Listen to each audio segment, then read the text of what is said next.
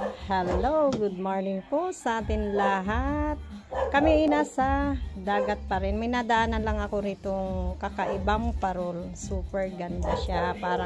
Parang naano ako rito sa parol na ito. Ano siya, ang gamit niya ay ano lang, bulaklak ng nyug. Ayan. Pero in fairness, pwede palang gawin ito. Napakaganda. Ang gamit niya is glue stick. Ayan, may glue gun siya, tsaka may glue stick din siya.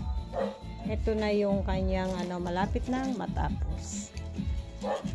Diba? Super ganda. Pag ikay talented talaga, kahit na ang bilis gumana ng utak, ha.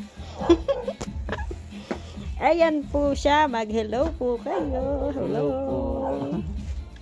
Thank you so much at ako'y pinayagan niya i-video ko ang kanyang gawa. Kakaiba, ha. Ngayon lang ako naka-encounter ng parol na ganito.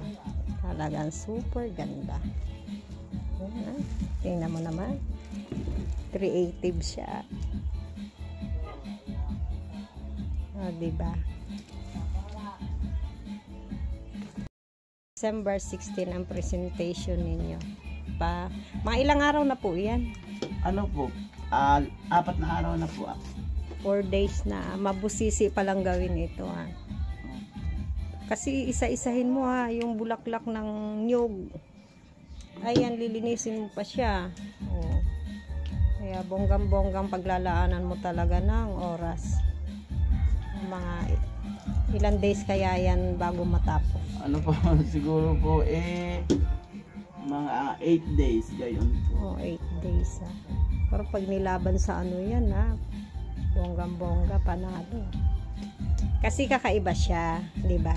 Alam mo naman tayo mga Pinoy, pag nakakita ng kakaiba, manghang-mangha tayo.